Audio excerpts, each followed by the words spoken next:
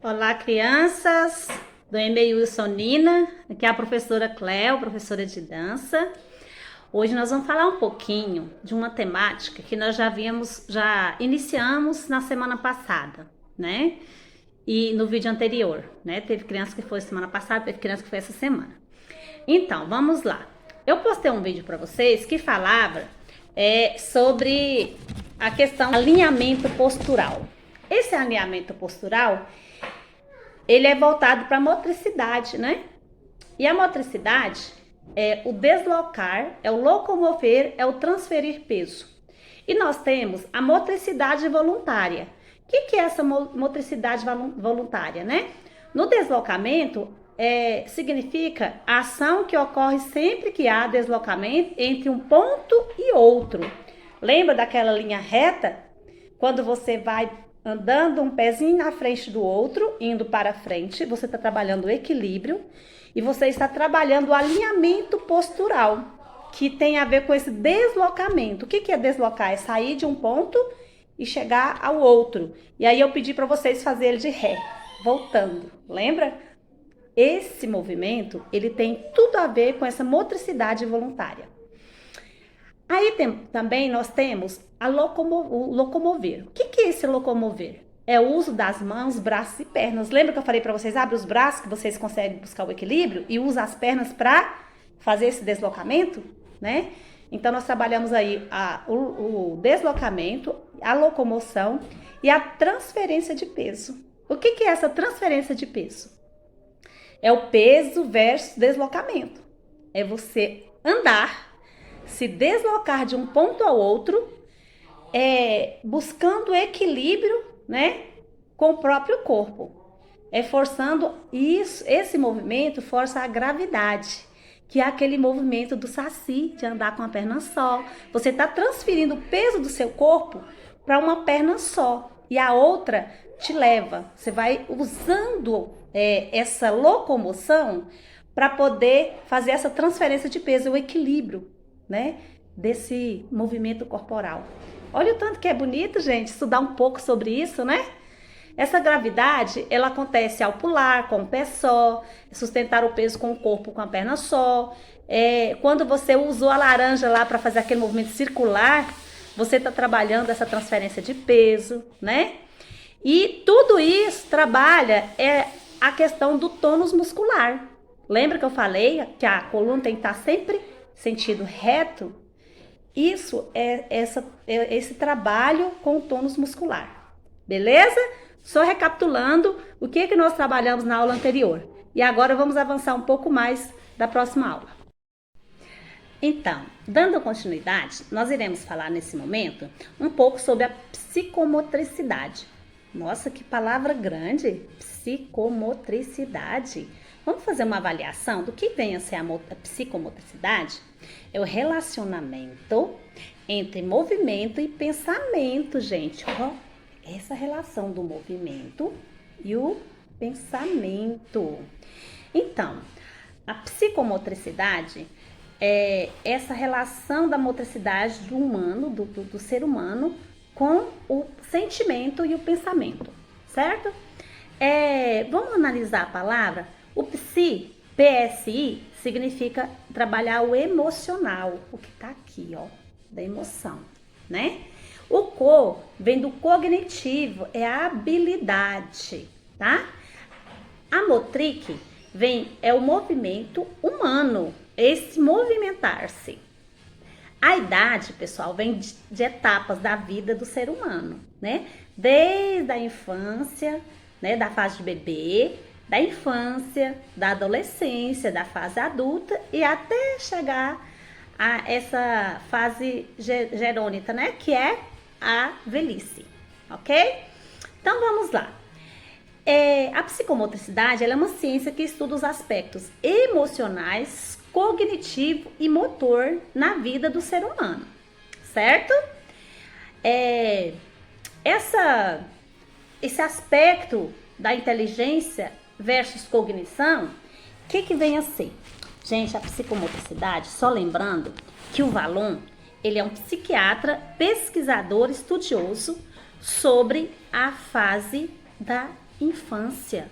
É um pediatra que estuda a fase de bebê à adolescência.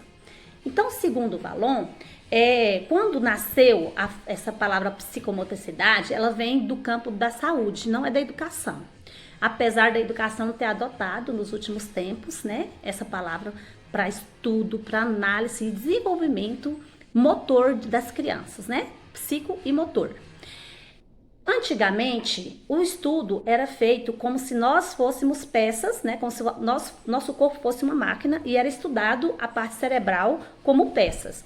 O Vallon chegou dando uma dimensão diferente nesse estudo. De que forma? Colocando a questão da vivência humana, é algo que veio do estudo funcional cerebral através de Pavlov. Pavlov é um cientista que trabalhou essa questão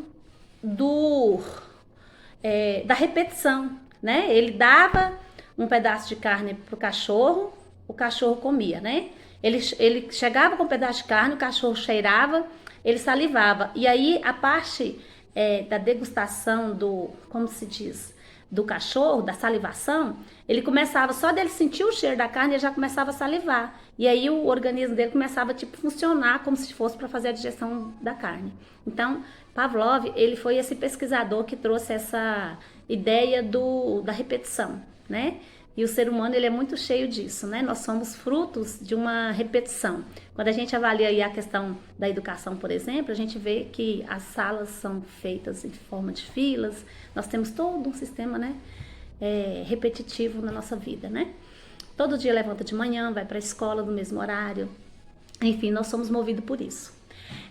Só voltando um pouco na questão do Pavlov, do Vallon, na década de 80 e 90, surgiu a motricidade como um movimento que trabalha a expressão corporal. Pessoal, o Pilates, por exemplo, surgiu nessa década de 80 e 90, quando muitos profissionais inclusive nós da educação, começamos a nos adoecer. E aí, a doença era psíquica e física, né?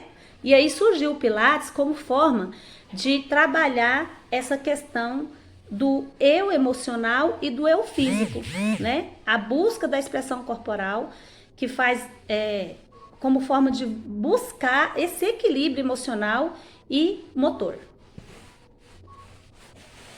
Pessoal, a motricidade humana é a capacidade em forma de comunicação através dos movimentos e expressões e interações com o meio. Então, nós, seres humanos, somos frutos dessa interação com o meio. Por isso que nós não vivemos sozinhos, porque nós somos cheios de regras, porque vivemos em sociedade, certo? A motricidade é o estudo do movimento humano através desses movimentos. E o movimento de pinça é uma especialidade apenas dos seres humanos. O que é movimento de pinça, professor? Isso aqui, pessoal, quando você pega um lápis ou uma caneta com a ponta dos dedos, você está trabalhando esse movimento de pinça. Quando você vai colocar uma roupa no varal, que você vai lá, pega o prendedor e prende a roupa no varal para ela não cair, você está trabalhando o movimento de pinça. É por isso que muitos professores de apoio trabalham com as crianças que têm dificuldade de desenvolvimento psicomotor, trabalha pinçando, pega uma almofada e põe a criança para treinar esse movimento de pinça, de prender o prendedor na almofada. Isso aí desenvolve a questão, essa questão motora, tá? E uma outra especialidade que é de nós seres humanos é a fala, né, gente? Quando bebê, a gente usa muito o corpo para nos expressar. É uma forma de expressão corporal, né, de comunicação. Essa é uma das especificidades humanas. Só o ser humano tem esse poder da fala. A expressão corporal, segundo estudiosos, o corpo revela 70% do que sentimos.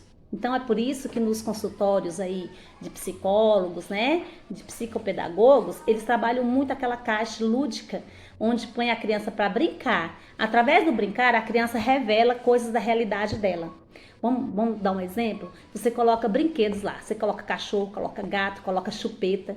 Aí, onde a criança tiver aquele interesse em ir, é que geralmente essa criança tem o costume de brincar em casa com aqueles objetos. Por isso que a caixa lúdica ela tem que ter muitos objetos, Porque através dessa busca desse objeto, ali o profissional que está observando aquela criança, ele consegue juntar as peças ali do quebra-cabeça e conseguir decifrar o que ocorre, que bloqueio, né? O que ocorre com aquela criança que ela tem dificuldade de aprendizagem, dificuldade de socialização. Olha o tanto que é importante, gente, o nosso psicomotor e o nosso sentimento, né?